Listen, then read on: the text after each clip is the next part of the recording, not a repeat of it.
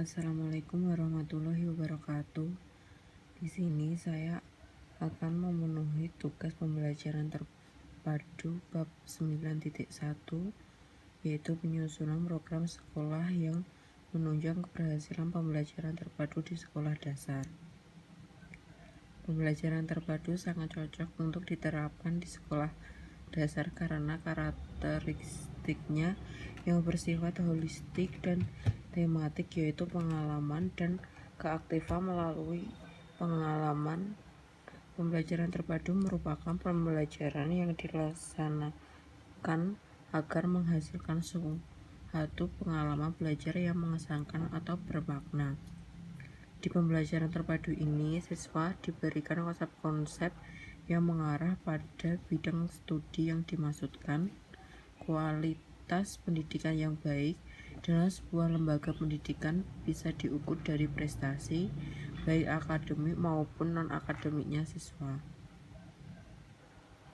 Mutu pendidikan tidak semata-mata mengandalkan sarana dan prasarana yang baik dan eksklusif, namun juga dipengaruhi oleh jaringan atau networking lembaga pendidikannya dan dengan pemerintah, lembaga sosial, maupun internasional.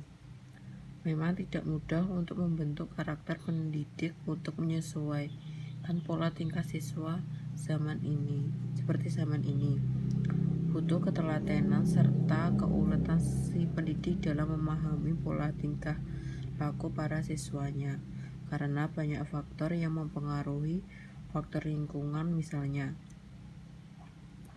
Untuk itu perlu pengembangan profesi guru melalui 4 tahap, yakni 1. Penyediaan guru berbasis perguruan tinggi. Yang kedua, induksi guru pemula berbasis sekolah. Yang ketiga, profesional guru berbasis prakarsa institusi.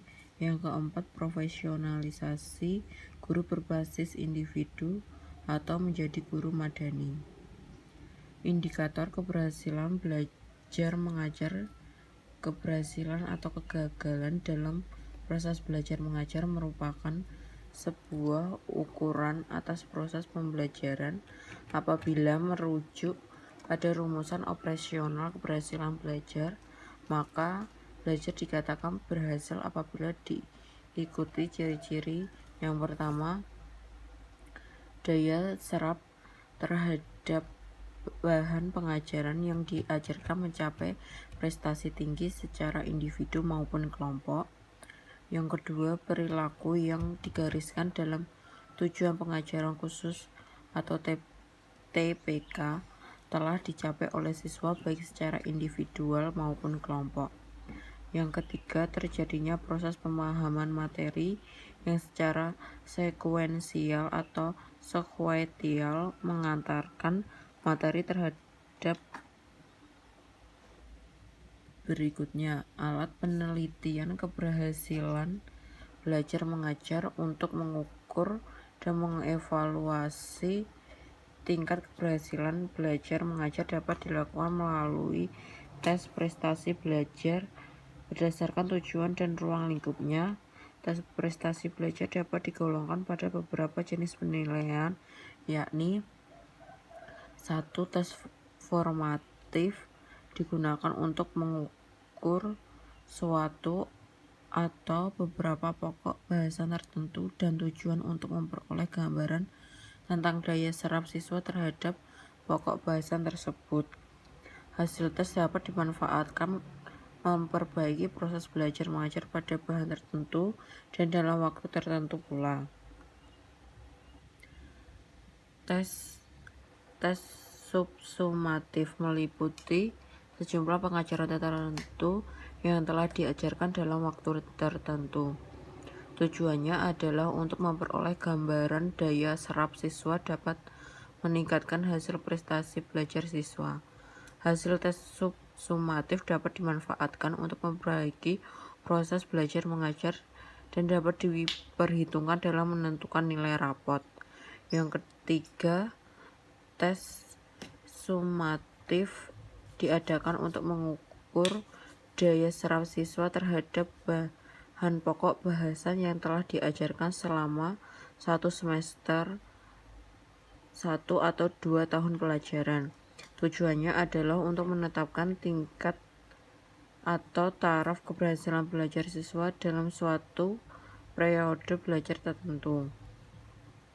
Tingkat keberhasilan belajar mengajar dapat dimanfaatkan untuk berbagai upaya, dan salah satunya adalah hubungan dengan perbaikan proses belajar mengajar apabila terhadap indikasi kegagalan belajar, baik menyangkut seluruh pokok bahasan atau sebagainya saja.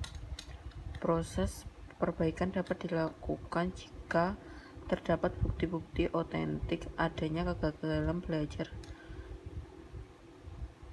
seperti 1. Apabila 85% dari jumlah siswa mencapai taraf keberhasilan optimal atau bahkan maksimal mencapai 75% penguasaan materi, maka proses belajar mengajar berikut dapat membahas pokok bahasan yang baru sehingga tak sebegitu penting untuk menyelenggarakan program perbaikan. Apabila 75% atau lebih dari jumlah siswa yang mengikuti proses belajar mengajar mencapai taraf keberhasilan kurang atau di bawah taraf minimal, maka proses belajar mengajar berikutnya hendaknya bersifat perbaikan atau remedial. Dalam pembelajaran terpadu, sekolah memiliki program yang nantinya akan menghasilkan lulusan yang baik, yakni 1. Mengenali dan membiasakan berperilaku sesuai ajaran agama yang diyakini. Yang kedua, mengenali dan menjalankan hak dan kewajiban diri, beretos kerja, dan peduli terhadap lingkungan. Yang ketiga, berpikir secara logis, kritis, dan kreatif, serta berkomunikasi melalui berbagai media. Yang keempat, menyenangi keindahan. Yang kelima, membiasakan hidup bersih, sehat, dan bugar. Yang keenam, memiliki rasa cinta dan bangga terhadap bangsa dan tanah air. Sebagai sesuatu yang relatif baru dalam implementasi kurikulum di Indonesia, pelaksanaan pembelajaran dengan menerapkan model-model pembelajaran di sekolah dasar harus didukung oleh kemampuan dan kesiapan guru yang optimal dan berbagai perangkat alat dan sarana yang memadai. Demikian presentasi yang saya sampaikan. Wassalamualaikum warahmatullahi wabarakatuh.